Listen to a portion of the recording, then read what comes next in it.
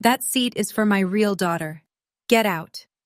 My dad said that to me, at his retirement party, in front of 80 people, and then he pushed me. I hit the hardwood floor in a navy blue dress that used to belong to my mother. She'd worn it to her last anniversary dinner before the cancer took her. I wore it that night to honor my father. I didn't know it would be the night he denied I existed. But what my dad didn't know, what nobody in that room knew, was that the real daughter he'd just handed my seat to had been stealing from him for 8 months, and my husband had the proof in his jacket pocket. Before I go on, please take a moment to like and subscribe, but only if this story hits close to home. Drop your location and local time in the comments. I'd love to know where you're listening from. My name is Heather, I'm 31, and this is the story of the night I almost lost my father forever. Let me take you back to 3 years before that party, the day everything started to fall apart. My dad, Richard Purcell, spent 35 years as a foreman at a manufacturing plant outside of Dayton, Ohio. He punched in at 6, punched out at 4, and spent his Saturdays dragging me around construction sites in steel-toed boots 2 sizes too big for my feet. He'd point at a beam and say, "See how that carries the load, Heather? Everything holds up something else."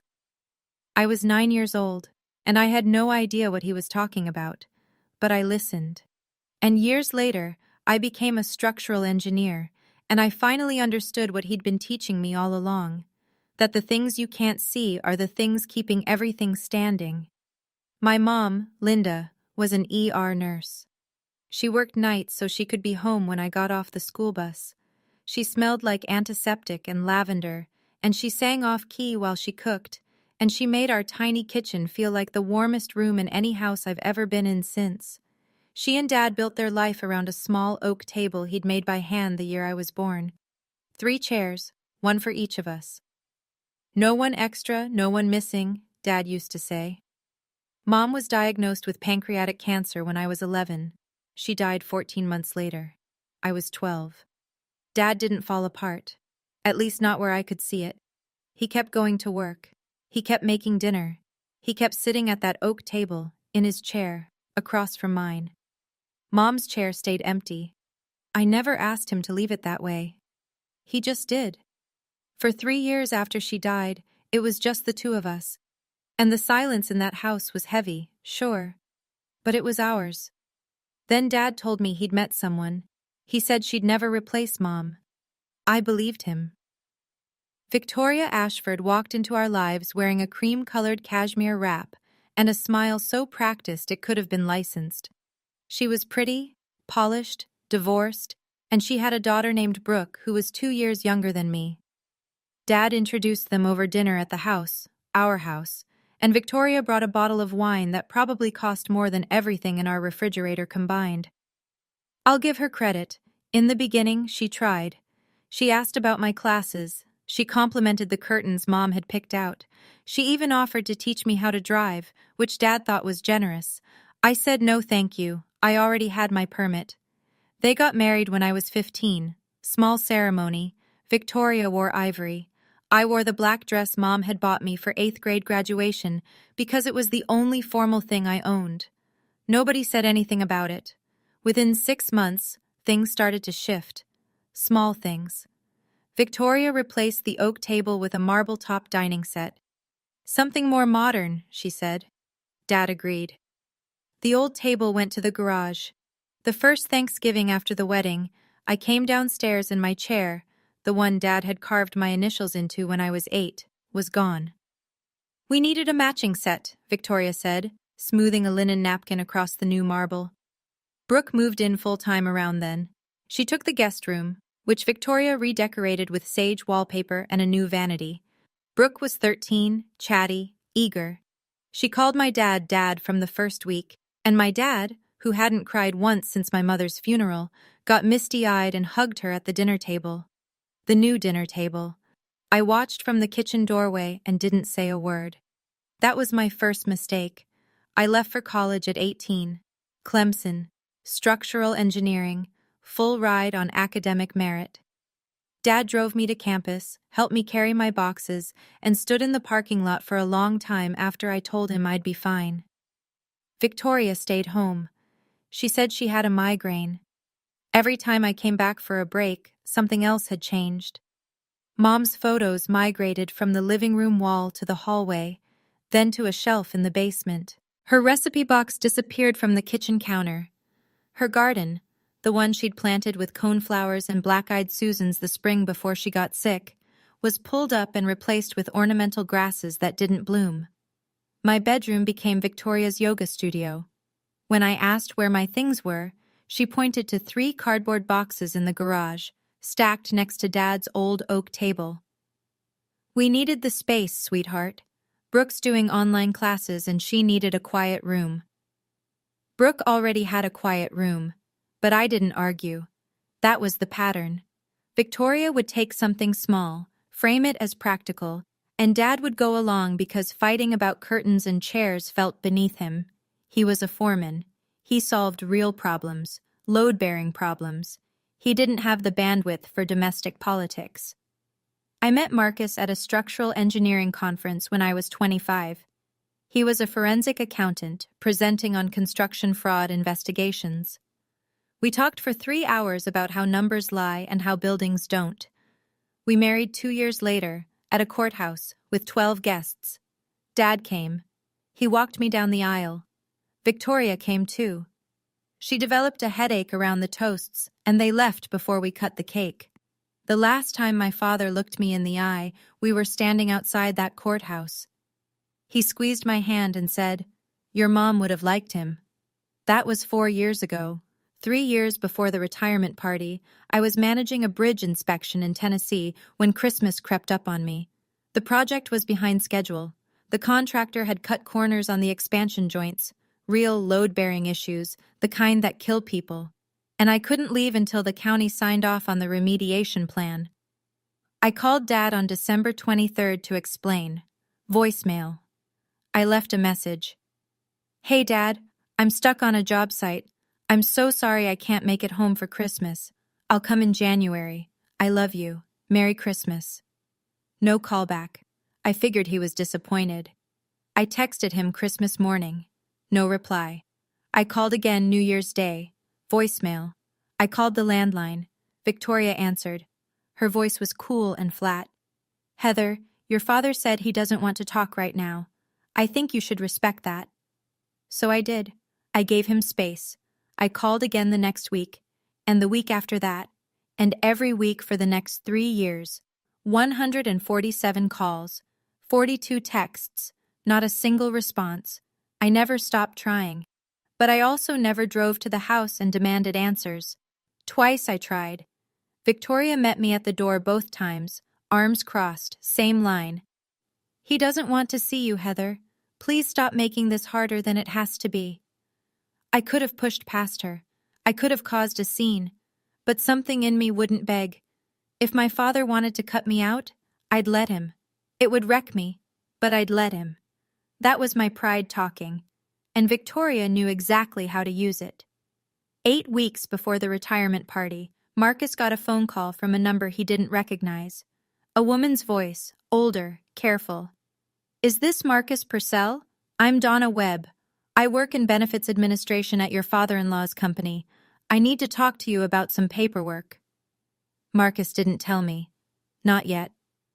The invitation arrived in my work email, not from Victoria, not from Dad, but from the company's event coordinator, a mass email to every employee's family contacts. "You are cordially invited to celebrate the retirement of Richard Purcell, 35 years of dedicated service, Willowbrook Country Club, Saturday 6 p.m., black tie optional." I stared at that email for 20 minutes. Marcus came into the kitchen, saw the screen, and sat down across from me. "You should go," he said. "He hasn't spoken to me in 3 years." "Which is exactly why you should go. This might be the only chance to see him in a room full of people." Something in the way Marcus said it, a room full of people, struck me as deliberate. But I didn't press him on it. I was too busy deciding what to wear. I chose the navy blue dress, Mom's dress. She'd worn it to her 20th wedding anniversary dinner, the last one before her diagnosis. It was simple. Boat neck, three-quarter sleeves, hem just below the knee. I'd had it taken in at the waist, but the fabric was still hers. The silk still carried the faintest smell of her perfume if I buried my face in the shoulder. I wore it for Dad, because Mom couldn't be there, and I wanted some part of her in the room. Marcus drove. Willowbrook Country Club sat at the end of a long private drive. Stone columns, golf course stretching into the dusk, valet parking. Inside, crystal chandeliers, linen tablecloths, a podium with a mounted photograph of Dad shaking hands with the company's CEO. Everything gleaming and expensive and staged. I found the seating chart near the entrance. My eyes scanned the head table. Richard Purcell, Victoria Purcell, Brooke Ashford. 3 senior colleagues. My name wasn't anywhere. Aunt Janet had been placed at the farthest table from the front, near the kitchen doors. I should have turned around right there. But I'd spent 3 years wondering whether my father still remembered my name. I needed to hear it from him, even if the answer destroyed me. Victoria met us just inside the foyer.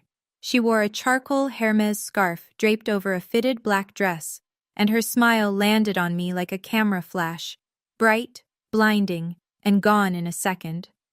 "Oh, Heather, I didn't think you'd actually come."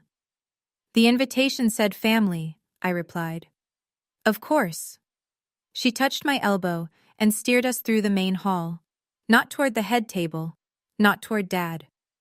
She guided us to a two-top near the back wall, the kind of table they set up when they've run out of room, wedged between a pillar and the service corridor. No nameplate, no centerpiece, just 2 chairs and a breadbasket. I sat down. Marcus sat across from me. Neither of us touched the bread. From there I could see my father. He was already seated at the head table, a Cartier watch catching the light on his wrist, a gift from Victoria for their 10th anniversary. Brooke sat at his right side, leaning into him, her hand resting on his arm. She wore a blush-colored cocktail dress and a Tiffany pendant, and her hair fell in perfect curls like she'd come straight from a salon. She looked like a daughter. She looked like she belonged. Dad glanced in my direction. For 1 second, our eyes met across the room. I waited for something. Recognition, guilt, confusion, anything. He turned away. Back to Brooke. Back to the table where my name didn't exist. A hand squeezed my shoulder. Aunt Janet. She'd crossed the entire room to reach us, weaving between tables with her reading glasses still on her head.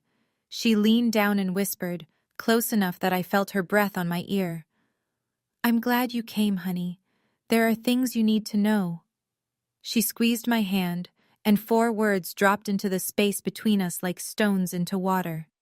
They changed his papers. Before I could ask Janet what she meant, Victoria took the podium. She tapped the microphone twice and the room settled into silence. "Good evening, everyone. Tonight, we celebrate the most incredible man, husband, and father I've ever known, Richard Purcell." Applause. Victoria smiled. Behind her, a projector screen blinked to life with a slideshow. 35 years of Dad's career compressed into 100 photographs. Dad on the factory floor. Dad shaking hands with executives. Dad at company picnics. And then the family pictures started. Victoria and Richard at a vineyard. Brooke and Richard at a football game. Victoria, Brooke, and Richard posing on the porch of the house I grew up in. Photo after photo after photo. Not one image of me. Not one image of my mother.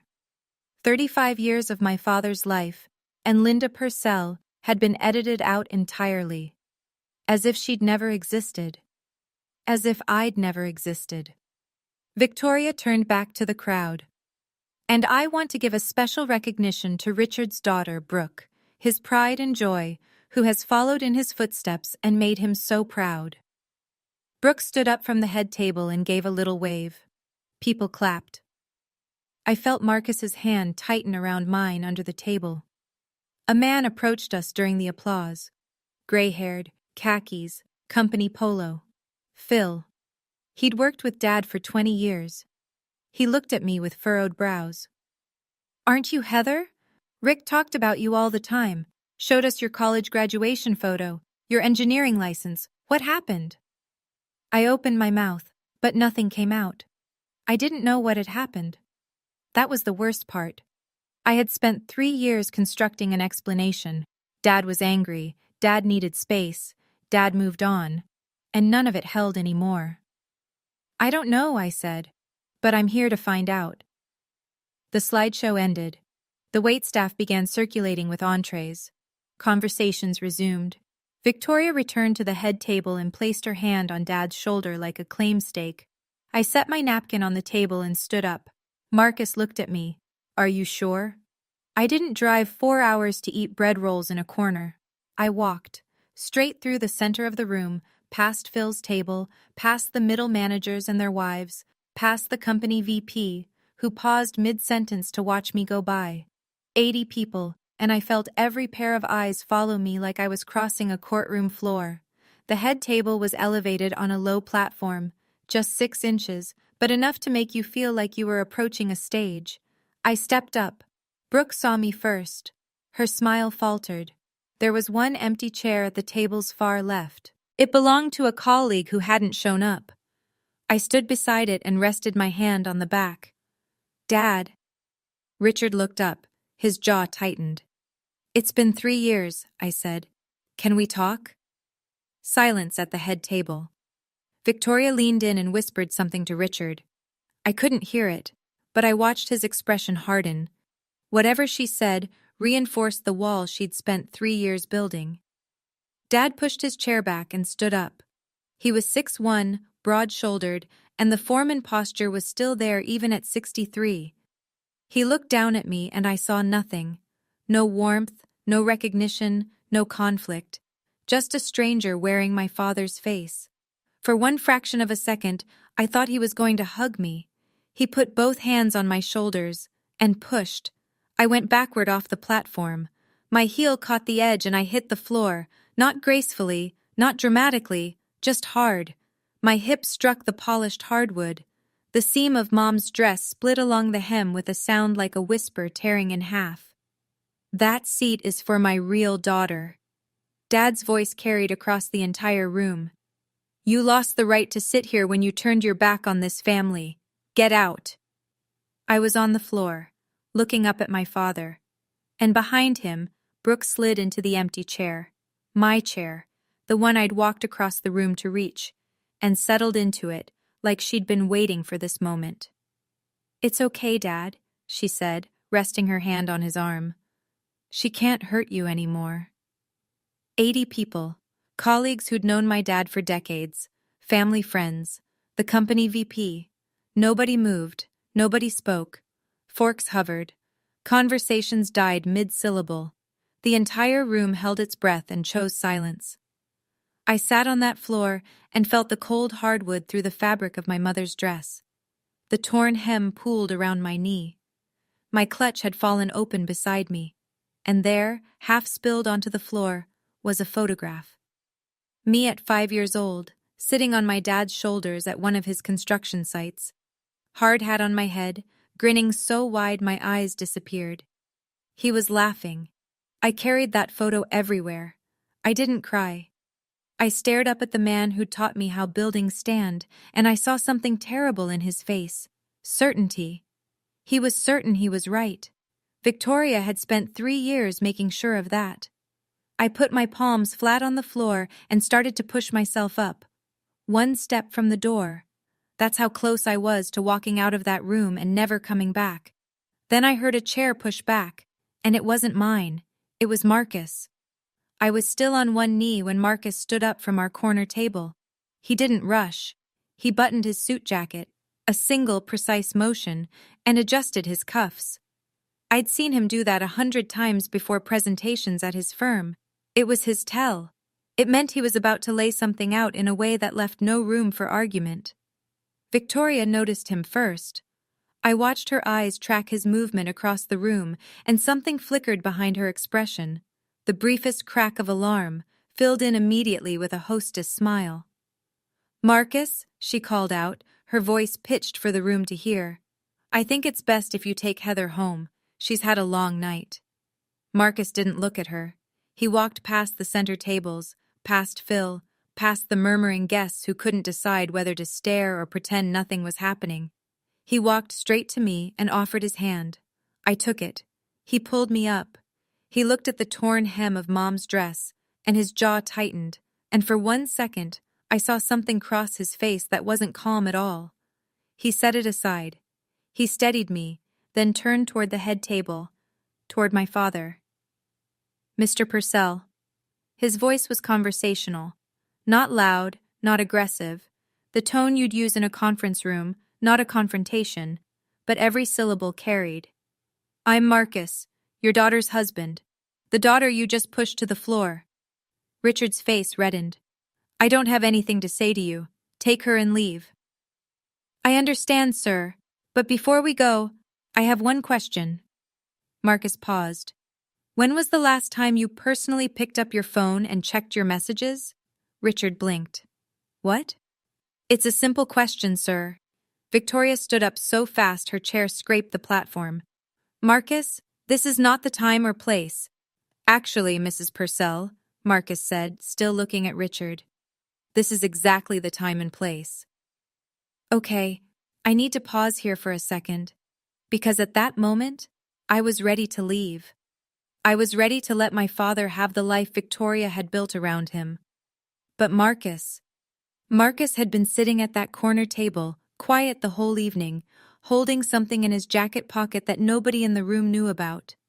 Something that would change everything. Before I tell you what happened next, if this story has hit you somewhere personal, hit that like button.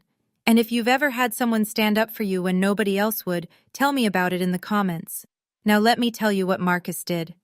While Marcus stood at the head table, Victoria's recovery was almost beautiful in its precision. She turned to the room, palms open, voice warm and apologetic, the gracious hostess managing an unfortunate scene. "Everyone, I'm so sorry about this disruption. Please, enjoy your dinners. This is Richard's night."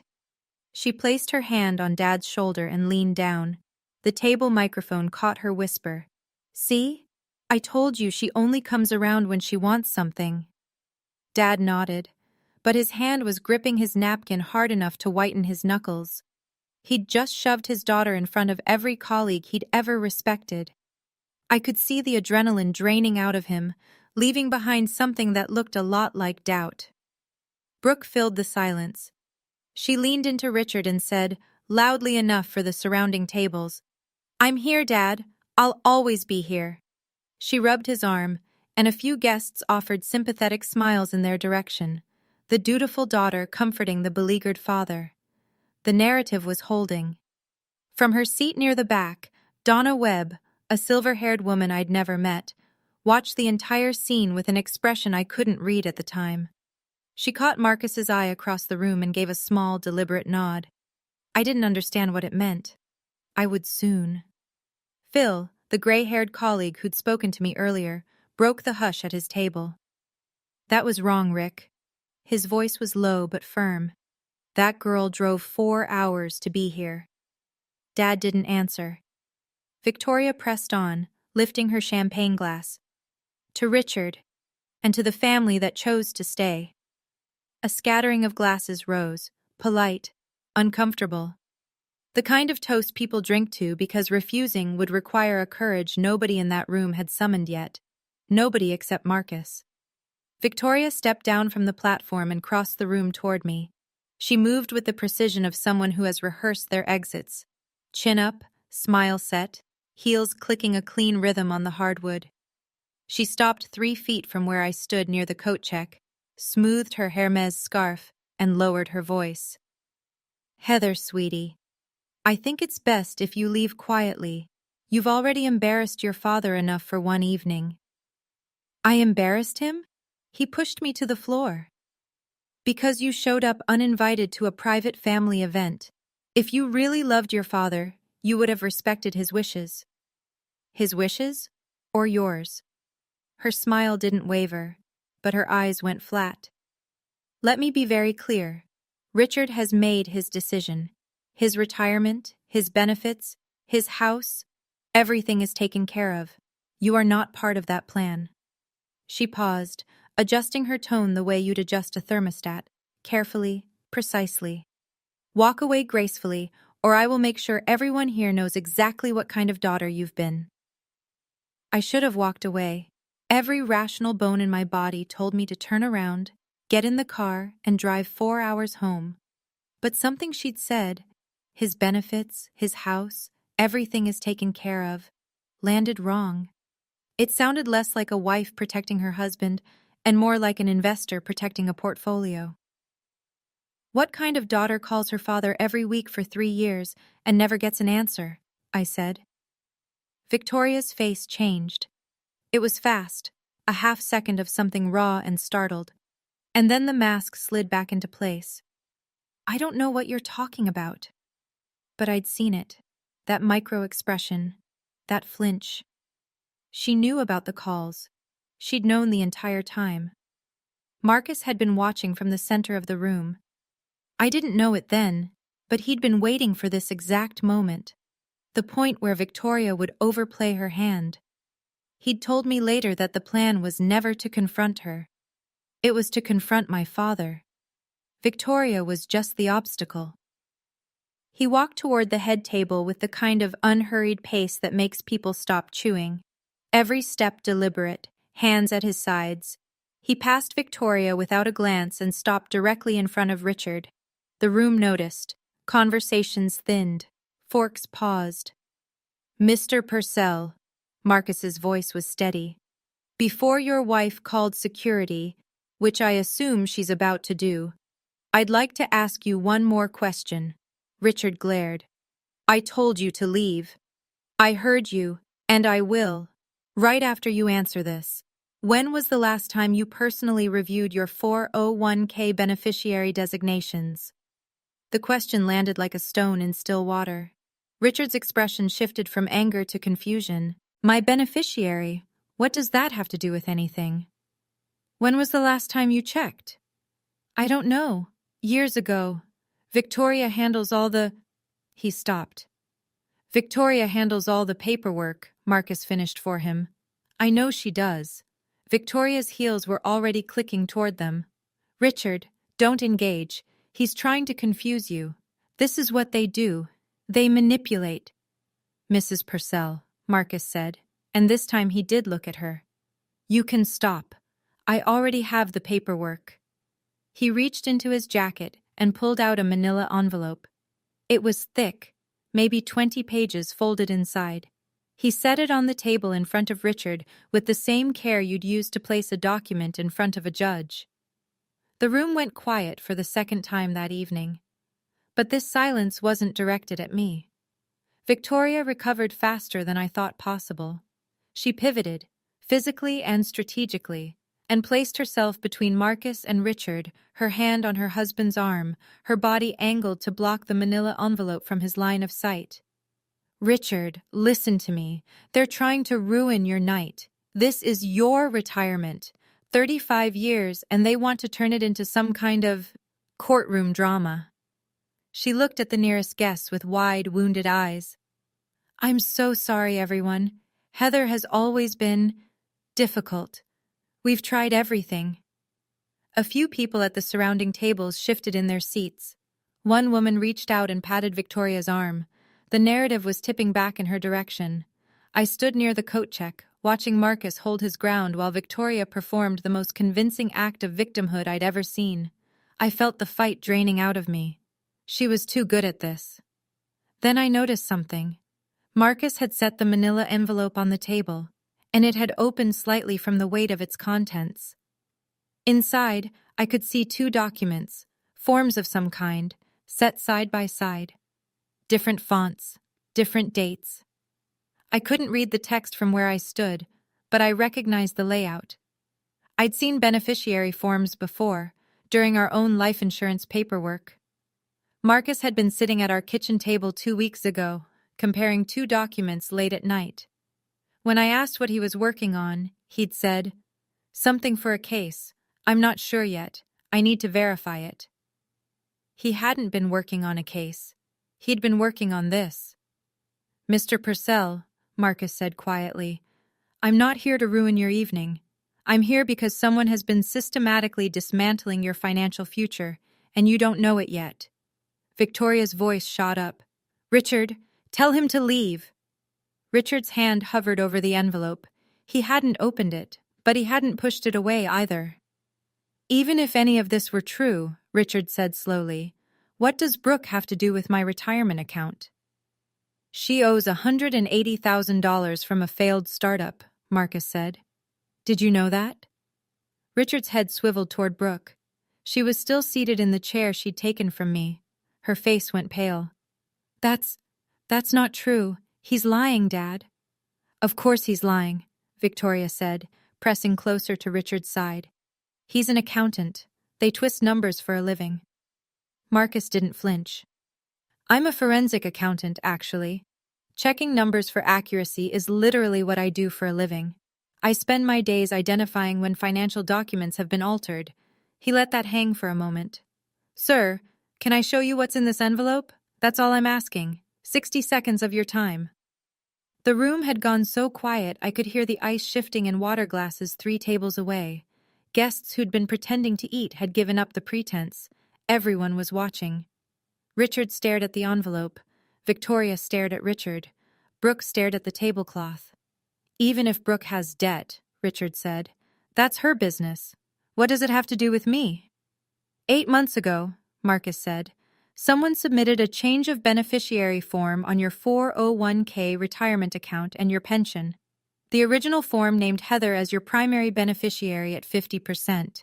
The new form names Brooke Ashford as sole beneficiary, 100%. Richard's mouth opened, then closed, then opened again. That's impossible. I never signed any. I know you didn't, sir. Marcus opened the envelope and placed 2 forms on the white linen tablecloth, side by side. That's exactly the problem. Richard looked down at the papers. His face changed, slowly, like a man watching a house he built start to tilt on its foundation. The form on the left was dated 12 years ago. Beneficiary: Heather Purcell, 50%. Estate of Linda Purcell, 50%. The signature at the bottom was Richard's. The looping R, the heavy downstroke on the P, all of it unmistakable to anyone who'd watched him sign permission slips and birthday cards for 30 years. The form on the right was dated 8 months ago. Beneficiary: Brooke Ashford, 100%. And the signature. Richard picked up the second form. He held it close to his face, then pulled it back. His lips moved like he was sounding out letters. This isn't my signature. The R is wrong. I always loop the R. This is straight. I've never written my R like that. I know, Marcus said. Victoria stepped forward. Richard, those documents are fabricated. Marcus printed them himself. You can't possibly... I've seen my own handwriting for 63 years, Victoria. His voice was different now, stripped of the anger he'd carried all evening, replaced by something thinner. Bewilderment. This is not my name. Brooke scraped her chair back and stood. Dad, they're setting us up. This is what Heather does. She manipulates. Sit down, Brooke. Richard didn't raise his voice. He didn't need to. He was still looking at the second form, turning it over in his hands like a man discovering termites in a beam he'd assumed was solid. Victoria tried one more angle. She softened her voice, almost tender. Richard, you signed those papers yourself. You just don't remember because you've been stressed about the transition. Retirement is overwhelming, honey. My mind is fine. He set the form down, looked at Marcus, looked at Victoria, looked across the room at me, still standing near the coat check, still wearing my mother's torn dress. Then a chair pushed back from a table in the far corner of the room. Donna Webb rose to her feet. Donna Webb was 58 years old and had worked in benefits administration at Dad's company for 22 years. She was the kind of woman who wore sensible flats and reading glasses on a beaded chain, and she carried a leather folio everywhere because she believed in paper trails the way some people believe in prayer. She'd processed every benefits enrollment, every insurance claim, and every retirement form Richard Purcell had filed since he was 39 years old. She crossed the room without hurrying. "Excuse me," she said. "I think I need to add some context here." Victoria turned on her. "Donna, this is a private family matter. It has nothing to do with—" "Ma'am, I've been Mr. Purcell's benefits coordinator for 22 years. When someone submits a change to an employee's retirement beneficiary using what appears to be an irregular signature, that's a company matter." The room sharpened. Guests who'd been wavering between sympathy for Victoria and curiosity about Marcus now sat up straighter. Donna opened her folio. 8 months ago, a change of beneficiary form was submitted for Mr. Purcell's 401k and pension accounts. It arrived via email, which is unusual because in 22 years, Mr. Purcell has never once submitted paperwork electronically. He always came to my office in person. Richard nodded slowly. "That's right. I always came to you, Donna." "I flagged the discrepancy with HR 2 months ago," Donna continued. "The signature didn't match our records, and the email it was sent from was a personal Gmail account, not Mr. Purcell's company email." She paused. "I reached out to Marcus because he's listed as Heather's emergency contact and next of kin. I thought the family should know." Victoria's voice went thin. "You had no right." "I had every obligation," Donna said calmly. "I've watched this man build his retirement for 30 years. I wasn't going to watch someone dismantle it with a forged signature." Marcus reached into the envelope again. This time he pulled out a printout. Several pages stapled together. Rows and rows of dates, times, and phone numbers. "Mr. Purcell, your wife told you that Heather never calls, that she turned her back on this family, that she didn't care." Marcus set the printout next to the beneficiary forms. "These are Heather's phone records from the past 3 years, obtained directly from her carrier. 147 outgoing calls to your phone number, 42 text messages, every week, sometimes twice a week, for 36 consecutive months." Richard picked up the printout. His finger moved down the columns, call after call after call. The dates lined up like a drumbeat, every Sunday, almost without exception. That can't be right," he said. "My phone never rang. I never saw—" "Check your phone, sir," Marcus said gently. "Right now. Go to settings. Then blocked contacts." Richard reached into his pocket with the slow, deliberate motion of a man who already suspects what he'll find. He tapped the screen, navigated through the menus with the clumsy swipes of someone who'd never explored his own settings. He found the list. One number, blocked. The area code matched the city where Heather and Marcus lived. Richard looked up from the phone. His eyes moved to Victoria, and for the first time all evening, I saw the man I remembered.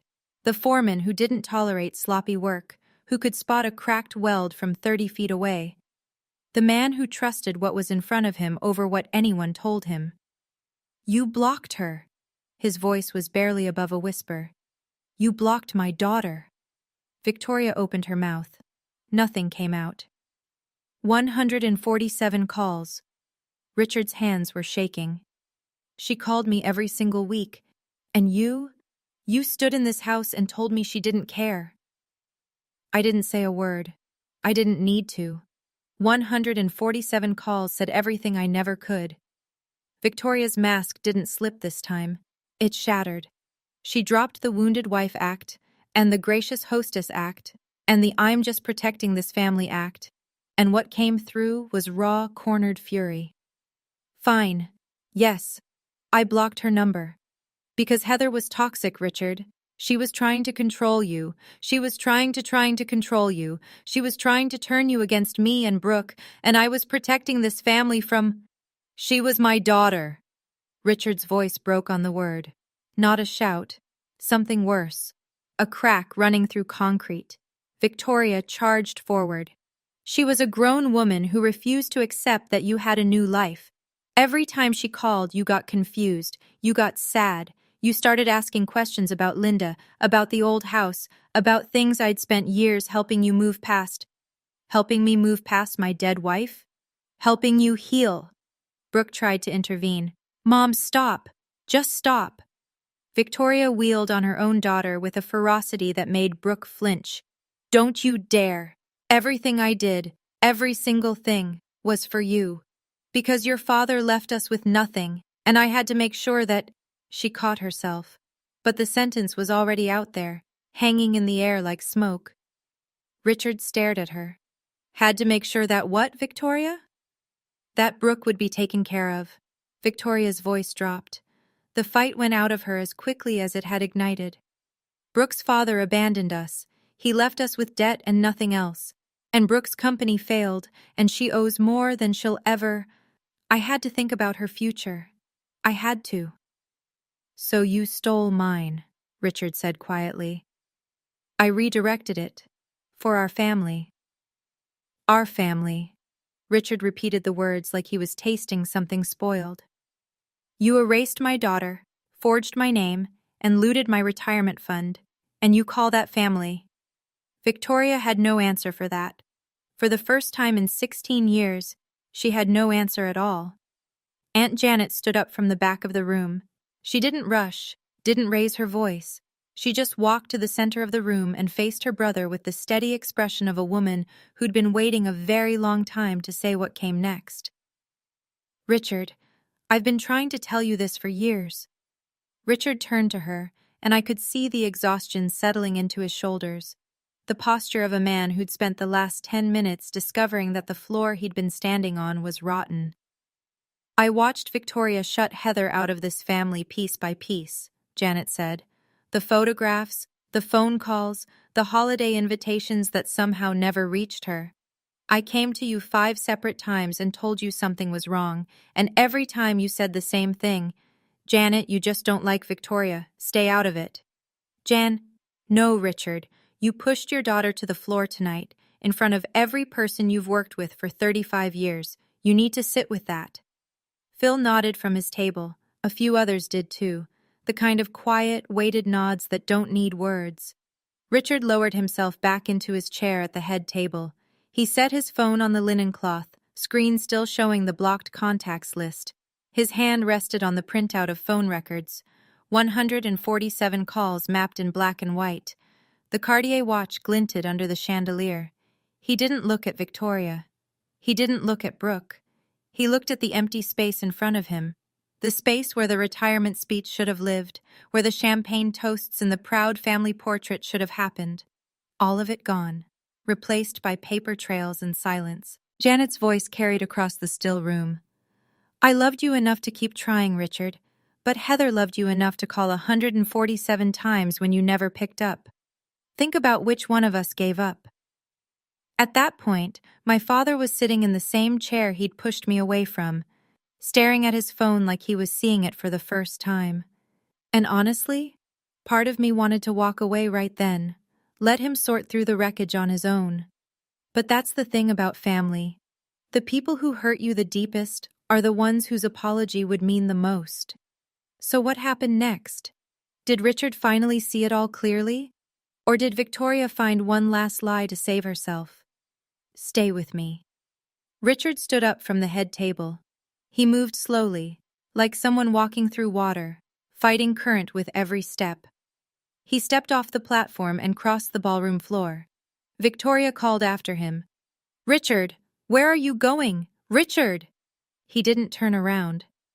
80 people watched my 63-year-old father walk the length of that room, past the tables of colleagues, past the champagne flutes and the linen napkins and the framed portrait of himself shaking hands with the CEO, past all of it. He stopped in front of me. We stood 3 feet apart, close enough to touch, close enough for me to see the vein pulsing at his temple and the shine in his eyes that he was fighting to control. His gaze dropped to my dress, the torn hem, the navy silk, the boat neck my mother had picked out 20 years ago. That's your mother's dress, he said. Yes. You wore your mother's dress to my party. I wore it for you, Dad, because Mom would have wanted to be here tonight. Something broke behind his face, not all at once, not a clean fracture, more like a dam that had been leaking for years, finally giving way at the center. He looked down at his own hands, the same hands that had pushed me to that floor 20 minutes earlier. "I pushed you," he said. "Yes." "In front of everyone." "Yes." He looked at the Cartier watch on his wrist. Then he looked at me. And whatever Victoria had spent 3 years whispering into his ear, "Heather doesn't care. Heather chose to leave. Heather isn't your family anymore." I watched all of it drain out of his expression like water through a cracked foundation. He opened his mouth, and for the first time in 3 years, the words that came out were his own. "Heather, He stopped, swallowed, tried again. "I don't know how to say this." I waited. I didn't help him find the words. That might sound cold, but I'd spent 3 years calling a phone that never rang. I wasn't going to make this easy. He owed me the effort of finding the right words himself. "I believed everything she told me," he said. "Every word. Because it was easier than admitting I was losing you, and I didn't know how to stop it." He paused. "After your mother died, I didn't know how to be a father on my own. Victoria made it simple. She handled everything. And I let her, because handling things myself meant facing how badly I was failing at all of it." He turned back toward the room. 80 faces stared back at him. "I owe my daughter an apology," he said, loud enough for the back tables. "Not just for tonight, for 3 years. I let someone convince me that the one person who never stopped reaching out to me had given up on me. That's on me. Victoria lied. But I chose to believe her, because the lie was more comfortable than the truth." He faced me again. "I'm sorry. I'm sorry I pushed you. I'm sorry I didn't answer your calls. I'm sorry I let them take your mother's pictures off the wall." My throat was tight. My eyes burned. But I didn't collapse into him.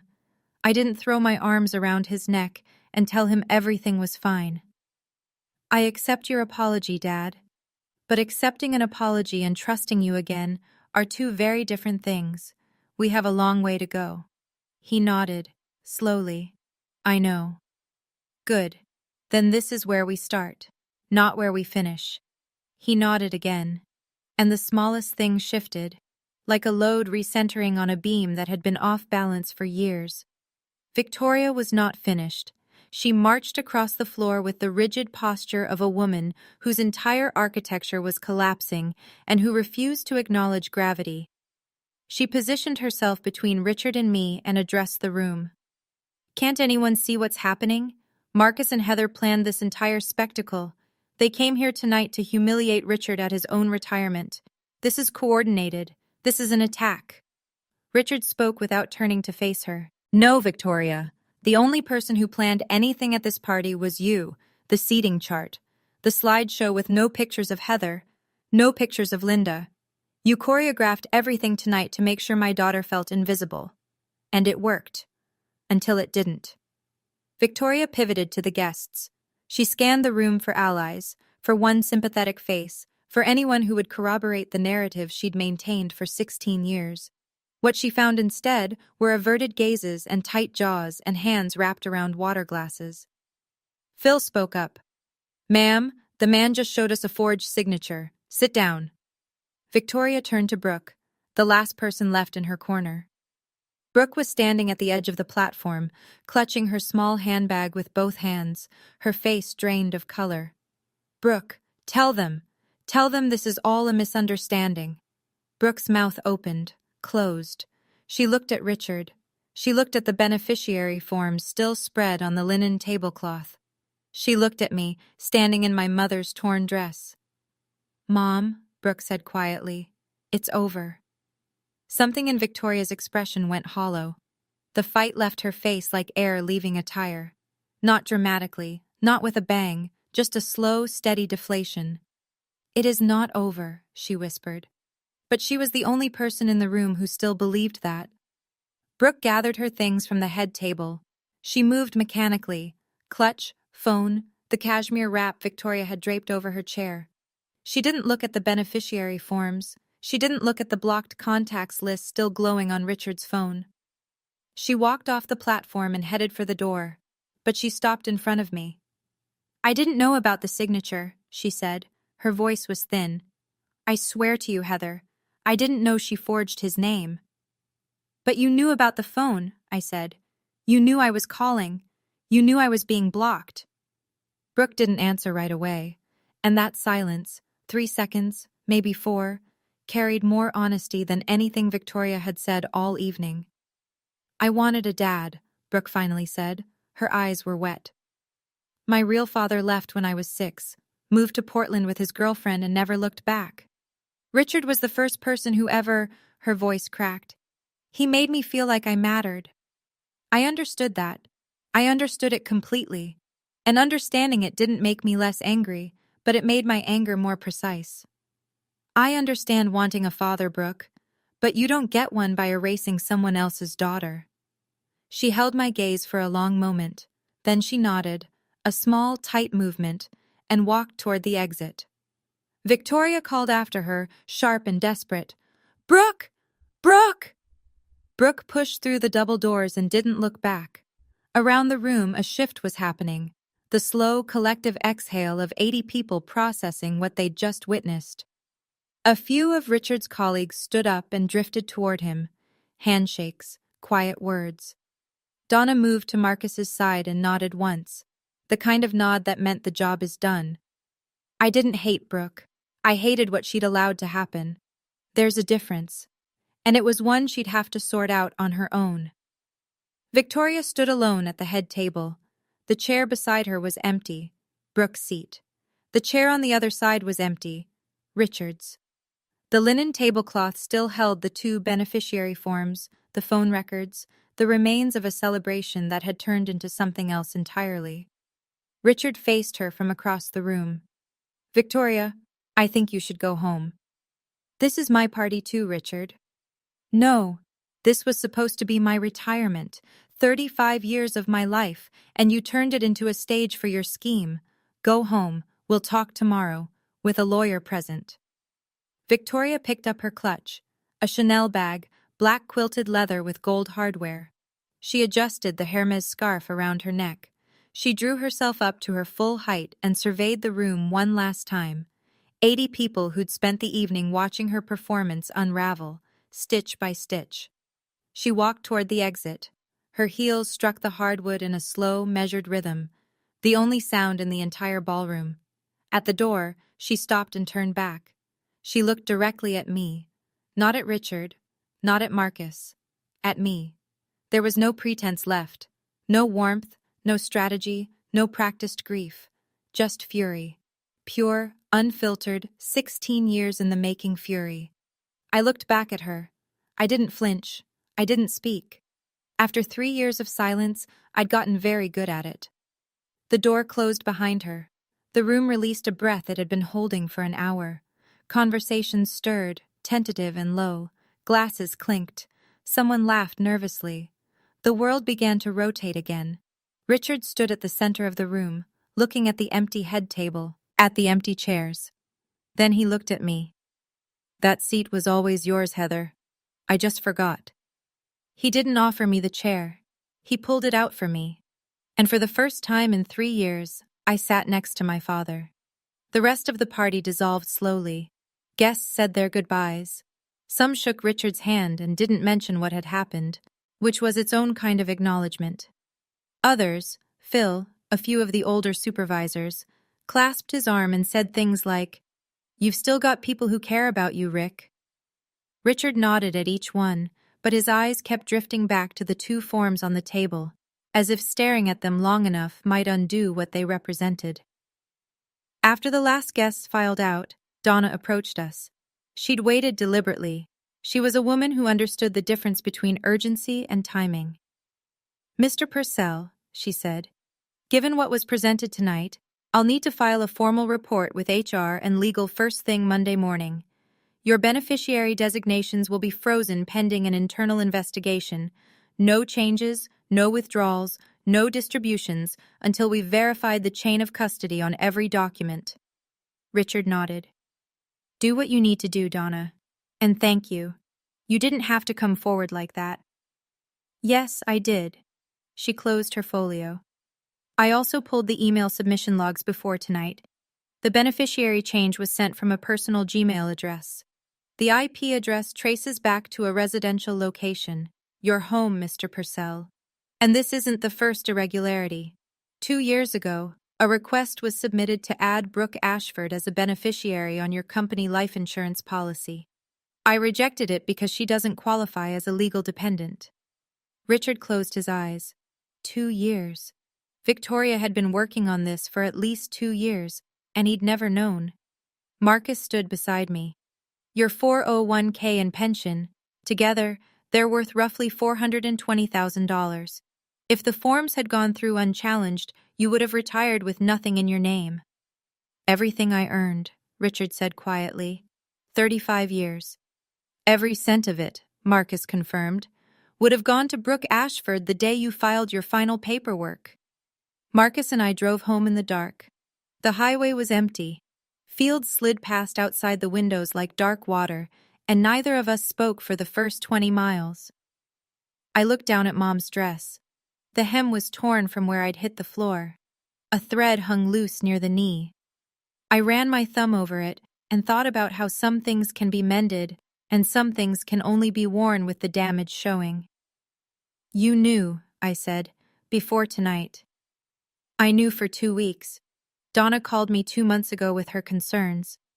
I spent the rest of the time pulling records, verifying signatures, cross-referencing the submission logs with the company's internal audit trail. I needed every piece to be airtight before I brought it to your father. Why didn't you tell me? Marcus kept his eyes on the road. Because if I'd been wrong, if the signature discrepancy turned out to be a clerical error, or if Donna's suspicions didn't hold up, I would have been another person making promises about your father that fell apart. You've had enough of that. I wasn't going to give you hope I couldn't back up with documentation. I understood. That was Marcus. He didn't deal in feelings. He dealt in verified facts, and he'd loved me enough to wait until the facts were solid. There's one more thing, he said. When I was going through the phone records, I found something. 3 years ago, Christmas Eve, the night you left that voicemail. You also sent a text. I remembered. Merry Christmas, Dad. I'm sorry I can't make it. I love you. It was delivered, and it was read. The carrier's red receipt shows it was opened at 11:47 p.m., Christmas Eve. My chest tightened. He saw it? Someone saw it. Marcus paused. And then deleted it, and blocked your number the next morning. Victoria had read my Christmas message to my father. She'd seen the words, I love you, Dad, and erased them. 1 week later, the pieces started falling into place, slowly, unevenly, the way things do in real life when there's no editor trimming the awkward parts. HR completed its preliminary investigation by Wednesday. The second beneficiary form was confirmed as fraudulent. The signature analysis didn't match company records, and the submitting email address was linked to an account registered under Victoria's maiden name. Richard's original beneficiary designations were restored. Heather Purcell, 50%. Estate of Linda Purcell, 50%. The way Dad had written it 12 years ago. The way it should have stayed. Richard met with a divorce attorney on Thursday. Victoria had already moved most of her personal belongings out of the house by then. She'd done it while Richard was at a follow-up meeting at the plant. No conversation, no negotiation, just empty drawers and a closet stripped of Hermes and Chanel. Brooke sent me an email on Friday. 2 lines. You were right about the phone. I should have said something. I read it 3 times. I didn't respond. Not because I was punishing her, but because I hadn't figured out what honest words looked like yet. She deserved a real answer, and I wasn't ready to give one. Richard called me Saturday morning. The first phone call from my father in 3 years. We sat in silence for the first 10 seconds, the kind of silence that used to fill our kitchen after Mom died, full and heavy and strangely familiar. I don't know how to fix this, he said. You don't fix it in one phone call, Dad. But this call, right now, is a start. I heard him exhale. long and shaky. Then, I'm wearing the Timex, the watch I'd bought him with my first summer job paycheck when I was 16, a $30 Timex from a display case at Walmart. I didn't know he'd kept it. Good, I said. That's a start too. 2 weeks after the party, I pulled into my father's driveway for the first time in 3 years. Marcus waited in the car. Take your time, he said. I'll be here. The front door was unlocked. I stepped inside and the house smelled different. Not bad, just different. Victoria's candles were gone. The ornamental grasses she'd planted were still in the yard, but someone had set a single pot of black-eyed Susans on the porch railing. Mom's flower. Dad must have bought them at the nursery. The marble dining table was gone. In its place, in the middle of the kitchen, sitting on the same scuffed tile floor I'd walked on as a kid, was the oak table. Dad had pulled it from the garage, sanded it down, and refinished it. The grain was darker now, seasoned by years of storage. But the joints were tight and the legs were level, and when I ran my hand across the surface, I could feel the grooves from 1,000 family dinners. I found my chair, the one with my initials carved into the back, HP, scratched in with a pocket knife by a man who wanted his daughter's name in the wood so she'd always know where she belonged. The chair wobbled slightly. Dad had re-glued the leg, but the joint wasn't perfect. Some of the scratches won't come out, Dad said from the kitchen doorway. That's okay, Dad. Neither will some of mine. He poured 2 cups of coffee in plain ceramic mugs. No Wedgwood china, no marble. Just 2 cups on an oak table in a kitchen that was starting to remember what it used to be. On the wall behind him, a framed photograph of my mother, Linda Purcell, smiling, back where she belonged. I glanced at Dad's phone, resting on the table. The screen was unlocked. I could see the settings app open, blocked contacts. The list was empty. He'd figured it out himself. We didn't talk about everything that afternoon. We didn't need to. Sometimes sitting at the same table is enough. People ask me if I've forgiven my father. The honest answer is that forgiveness isn't a switch I flipped. It's more like physical therapy, repetitive, uncomfortable, and measured in millimeters instead of miles. Some days I wake up and I'm fine. Some days I remember the floor, the hardwood, the sound of my mother's dress tearing. And I have to decide all over again whether I'm going to carry that or set it down. I'm working on it. Every day. Here's what I've learned. And I'm telling you this not as advice, but as something I had to figure out the hard way. Forgiving someone doesn't mean you pretend it didn't happen. It means you stop letting their worst moment dictate every moment that comes after. My father pushed me. He called me not his real daughter in front of 80 people. Those things happened, and they'll always have happened. But they're not the entire story. They're the chapter that almost ended us, but didn't.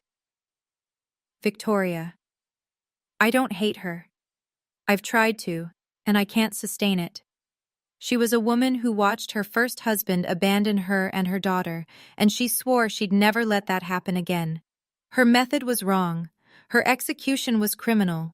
But the fear underneath it, the fear of being left with nothing, I understand that fear.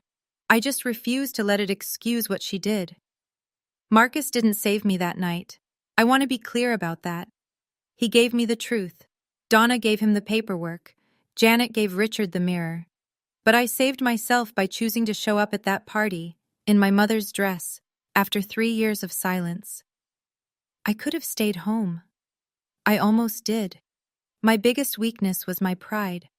I was so determined not to beg for my father's attention that I let 3 years pass without fighting for him. Pride kept my dignity intact, sure, but it also kept me away from the truth. 1 month after the party, Dad and I went to lunch, just the 2 of us. No Marcus, no Janet, no buffer. A diner on Route 35, the same one he used to take me to on Saturday mornings before we'd drive out to whatever construction site he was supervising that week. Red vinyl booths, laminated menus, coffee in ceramic mugs with the diner's logo wearing off. He was wearing the Timex. The crystal was scratched. The leather band was cracked at the edges and held together with a replacement pin I could tell he'd bought at a hardware store. But the second hand still ticked. "You kept it," I said. "It was in my dresser drawer, under the Cartier box." He turned the watch over in his hand. "I think I always knew which one meant more." We ordered the same thing, 2 fried egg sandwiches and black coffee, the way we used to when I was 10, and pretending to like coffee because he drank it. We talked about small things, the weather, a new bridge project I was consulting on in Virginia, his plans for retirement, actual plans now, not the ones Victoria had engineered. He wanted to build furniture again, maybe refinish the porch. He didn't mention Victoria. I didn't push. Near the end of the meal, he set down his fork and looked at me with the focused attention of a man who'd spent a month rehearsing a sentence. "Your mom would have been proud of you, Heather." "She would have been proud of you too, Dad, for waking up." He nodded, picked up his coffee, took a sip, and we sat there in a vinyl booth in a diner that hadn't been renovated since the 90s, drinking bad coffee, and it was the best meal I'd had in years. The most expensive watch in the world can't buy back the time you've wasted, but a $30 Timex can remind you to stop wasting what's left. Here's where everyone ended up. Victoria. The divorce finalized 4 months later. Under Ohio law, assets obtained through fraud aren't subject to equitable division, so she received no portion of Richard's retirement fund. The company's legal team referred the forged beneficiary form to local authorities. Whether charges would be filed was still pending when I recorded this. Victoria moved in with her sister in Columbus. I haven't spoken to her since the party, and I don't plan to. Brooke. She's paying down her startup debt on a structured repayment plan. No safety net from Richard, no redirected pension, no shortcuts. She sent me a second email about 2 months after the first. It was longer. She didn't ask for forgiveness. She described what it was like growing up without a father and how that loneliness made her willing to look the other way when her mother crossed lines. I read it. I still haven't replied. I'm not sure I will. But I kept it. Donna Webb. She retired the same quarter as Richard. HR gave her a commendation for identifying the beneficiary irregularity. The official language was exemplary diligence in protecting employee retirement assets. She and Dad still talk. She sends him articles about 401k management that he pretends to read. Richard. My dad joined a support group for people who've experienced financial manipulation by family members. He goes every other Tuesday. He's also learning how to use his smartphone, really use it. He can check his blocked contacts list, read his own text messages, and even video call. He's terrible at it. The camera's always pointed at his forehead. I don't correct him. Marcus. Still a forensic accountant. Still checks every number twice. Still the steadiest person I've ever met. And the oak table in Dad's kitchen has 4 chairs now. Richard, Heather, Marcus, Janet. Not 3, not 5. Just enough for the people who chose to stay, not the ones who stayed to take. If you're listening to this and you recognize something, the silence, the blocked calls, the seat that was taken away from you, I want you to know something. You're not invisible. You were just in a room full of people who chose not to look. Don't wait 3 years like I did. Don't let your pride or your self-respect harden into an excuse to stop reaching for the people who matter. I told myself I was being strong by not begging. I told myself I was preserving my dignity. What I was really doing was giving Victoria 3 uncontested years to rewrite my father's reality. My silence didn't protect me. It protected her. But I'll say this too, because it's just as important. Don't fight for people who've shown you they don't deserve the fight. Know the difference. There's a line between loyalty and self-destruction, and you're the only person who can draw it. My father made a terrible mistake. He made it because a woman lied to him every day for 3 years, and he was too exhausted and too afraid of being alone to question it. That doesn't excuse him, but it explains him. And sometimes understanding why someone hurt you is the first step toward deciding whether they've earned another chance. I didn't get a perfect ending. I got a starting point. A kitchen table with 4 chairs and a pot of black-eyed Susans on the porch. A father who answers his phone now. A husband who fights with paperwork instead of fists. An aunt who never stopped knocking on the door. My name is Heather Purcell. I'm 31 years old. I'm a structural engineer, and I build things that are designed to stand, even when the ground shakes beneath them. On Dad's oak table, next to the framed photo of Mom, there's a snapshot of me at 5 years old, sitting on his shoulders at one of his construction sites, wearing a hard hat 3 sizes too big, grinning so wide my eyes disappear. He's laughing. I carry that photo everywhere. Now it stays on the table, right where it belongs. That's the end of my story. But before you go, I want to ask you something. If you could go back and say one thing, just one honest thing, to the family member who hurt you the most, what would it be? Not to fix it, just to say your truth. Drop it in the comments. I read every single one. And if this story made you feel a little less alone tonight, that's everything I could have hoped for. There's another story linked in the description that hit me just as hard to tell. I think you'll understand why once you hear it. Thank you for staying until the end.